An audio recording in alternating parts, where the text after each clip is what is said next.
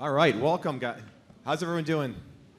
Guys, welcome. Thank you. Thank you. Welcome to Startup Nation. Again, show of hands, who here is from Startup Nation in the audience right now? All right, so we got a lot of newbies or first time. So really exciting panel and a great representation. We have experts from academia, Yoel, investor, Chen, as an entrepreneur himself. So we got the whole nation covered. So I just want to start off by asking, what is the special thing about Israel startups and tech? Is it the vegetables? Is it the Gold Star beer? Like, what is making this happen? Like, what? I want to hear about this. Yeah, I think there's multiple drivers for why there's so much entrepreneurship in Israel. Historically, first of all, we're an island, so there isn't much to market locally. Second, we're in a tough neighborhood, so to speak, so we need to care for ourselves and develop a lot of technologies in the military. There's no way to avoid that, but a lot of technology started in the military. Many, many years ago, the entrepreneurship spirit was already in the founders of the country, where they solved for some of these challenges. And today, in the military, the largest part of budget goes to technology, and that breeds a lot of entrepreneurship. And I think that there's a good sense of disrespect for authority in Israel that helps with entrepreneurship. Like, we're always challenged as CEO. I'm always challenged, always asked, really, can't we do it differently? And that breeds innovation and the ability to think outside the box.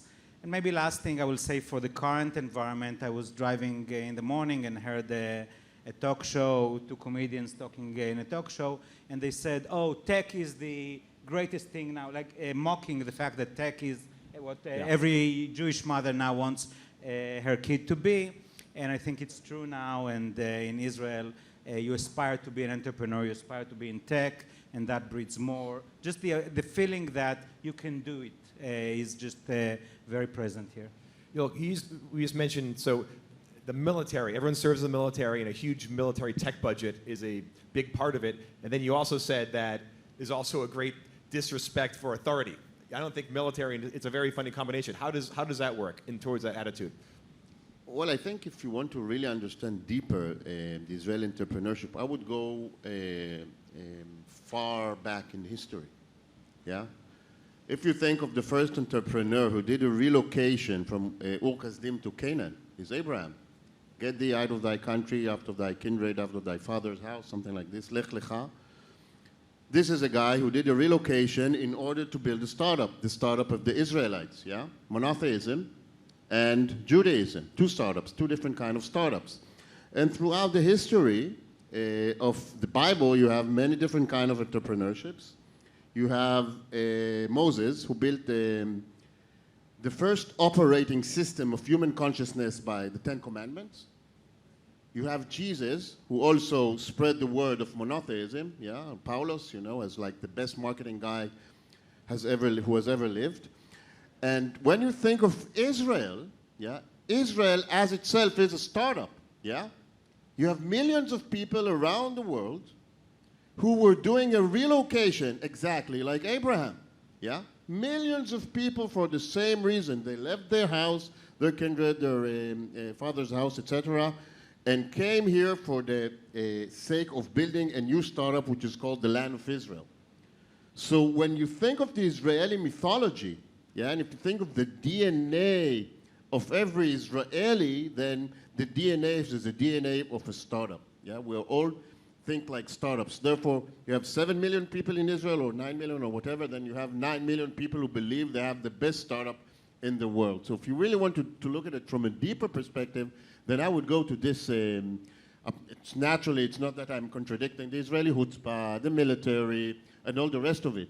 And another thing that which I'm trying to go from another angle is like the Syrian-African rift. Yeah, there's a Syrian-African. We live above the Syrian-African rift, so maybe the reason is geological. Who knows? Everyone, Yoel was before an investor. He told me he was studying to be a philosophy professor, so we're going deep. I asked that question before. I've heard about Steve Jobs and Mark Zuckerberg and Bill Gates, but I've never heard Abraham and Moses with tech inspiration, so that is good. I have another one for you. Oh, here we go. Ben-Gurion, David Ben-Gurion, our first prime minister, probably one of the first entrepreneurs of the state of Israel. So I'm actually from Ben-Gurion University of the Negev. I'm heading the Entrepreneurship Center there. It's kind of natural to head an entrepreneurship center in a very entrepreneurial university, which is in the southern parts of Israel, all in the sands, in the desert, with a mission to develop the Negev, the southern part of Israel, which is the periphery. So being a part of a university and starting up an entrepreneurship center there is a kind of mission, but we all know why we wake up and kind of go to work in the morning. It's because David Ben-Gurion said that we need to develop the Negev. So speak about entrepreneurship in Israel, I think we kind of know what we're doing. And I also want to say that I think that it is really in our DNA. We speak the language of entrepreneurship everywhere in Israel.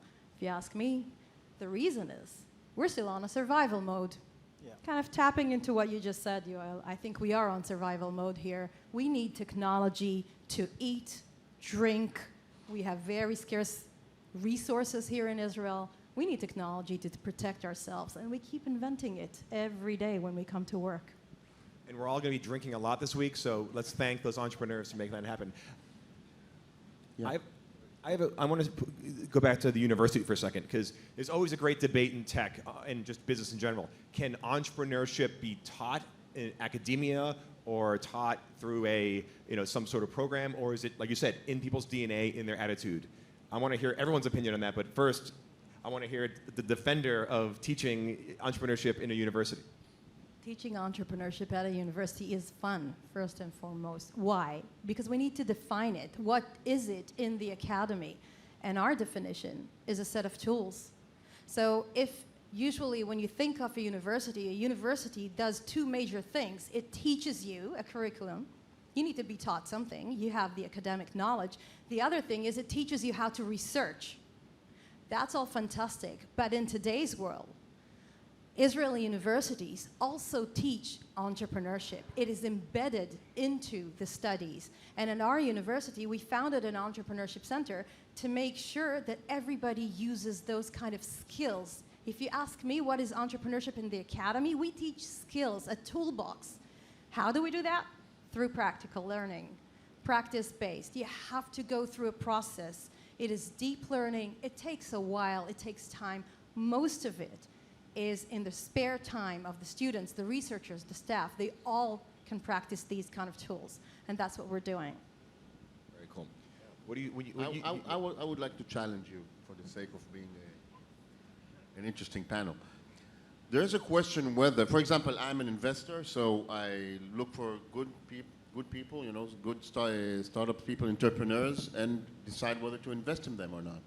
And what are the things that I look when I find an entrepreneur? So first, there's a question of whether you teach the concept of integrity. Yeah, I'm looking for entrepreneurs who have impeccable integrity, that they don't sell me anything. They're not into selling, they're into sharing. You know, show me their cards, you know, and together with me, we try to figure out ways in order to move the startups forward, and not entrepreneurs who every board of directors just tell me how great they are. So this is one thing.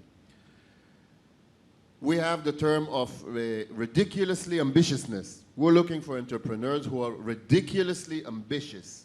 You know, entrepreneurs who will do whatever they need to do in order to move the startup forward. If they need to learn, I don't know, we talked about the Bible, if they need, whatever they need to learn, they will learn in need to move things forward. If they need to learn how to write a contract, or if they need to understand technology, whatever it takes, they will do. Another thing, which is not being talked a lot in panels, is when I look at an entrepreneur, I'm asking myself, okay, first, how he is dealing with failures, naturally, yeah? Can he move from one failure to another without losing inspiration? It's not me, it's Churchill. But also, can this entrepreneur can hold the success? Yeah, I'm looking at this guy and asking myself, can this guy, Or girl. what? Or woman. Of course. Guy means everybody. We know that. Guy means everybody. can he or she believe they can be millionaires? Can they hold a true and big success? You know, I'm just looking at this guy. Is he a winner? Can he really go for a success? So these are the things that I'm asking whether you teach in the academy. I think, first of all, I find this fascinating because you're listening to an investor. This is what they're looking for. So if you're entrepreneurs, listen up. It's just fascinating to hear.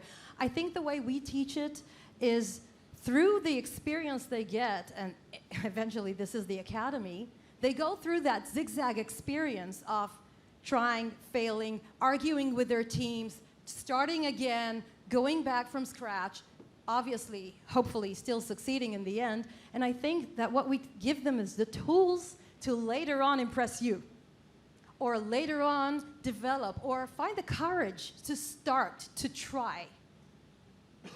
So in a sense, what we're teaching is entrepreneurial leadership. If you ask me really what we do, we teach leadership. All entrepreneurs need to be leaders. Leaders need to be able to handle tough situations as well as success. So that's the kind of experience, learning by doing, we do at our center, which is called Yazamut 360. And what do you think? Yeah, so first of all, we acquired last year, our first acquisition in Tipalti was a company of two young entrepreneurs who graduated 12 years. They never did an undergrad, let alone an entrepreneurship course. But they are two phenomenal entrepreneurs, and it's just in their blood. And they are street hustlers, not hustlers, but they have street smarts, and they're driven, passionate leaders. So you don't have to go to school to learn entrepreneurship. I think a school can help you accelerate some processes, know how to speak with investors, build the trust that you can do it. I have several family members who went through these courses and really went faster into the entrepreneurial path. So, and there's some self-selection, right? Whoever goes to an entrepreneurial class has something of an entrepreneurial in them already. But I think learning and just understanding what are some of the challenges and being better prepared to entrepreneurial life definitely helps. Well, and you run a famous Israeli unicorn. You have a big team, and you hire all the time. And it's one of the biggest things that starts hiring. When you want to hire a top candidate, do you look for a similar thing that Yoel looks for, or is it different in a corporation? Like what attributes, whether they're Israeli or from America or from Europe, anywhere, is it similar, or you want something different in that case as you go to growth mode? Well, first of all, it took me a lot of years to understand what company culture is, but now I understand that that's the number one thing that I need to hire for. It's company culture, for people to merge and to really assimilate and be part of a large team. They need to be part of the culture. And then per the skill that I need. Specifically, these two people I mentioned that we acquired, I cannot hire that. Even if I wanted to hire someone with an entrepreneurial talent, it's really hard to find, and generally they will want to run their own. What do they do? What was that company, the two hustlers? That company, we're in accounts payable, it's part of finance. They do procurement. They do purchasing automation, and we acquired them. Now that founder that we acquired manages other businesses in the company as a general manager. It's really hard to, and he starts new businesses within the company. To have someone who's an entrepreneur start new businesses in a company, you cannot hire for that. I think, we tried and we failed, and we acquired this company. I have him for a few years before he'll go on to do his next thing, and I'll enjoy whatever years he's willing to give me. But yeah, when we looked at acquiring that company, we looked at 3 other companies, which we declined because of cultural compatibility. So at this size, at this scale, maybe at all scale, you need people who will fit into the culture and will grow with you. You mentioned before that for a long time Israel was an island, and now with the Abraham Accords and the island is dissipating, and there's more. The region's getting bigger, more collaborative. What is that effect, or maybe that future effect, on Startup Nation when the island expands to all new regions and different businesses? What do you think about that? From a market perspective, so when I said island, I meant from where we can market our product. Our market is US and Europe. So maybe we'll have a few more destinations given Abraham's Accord.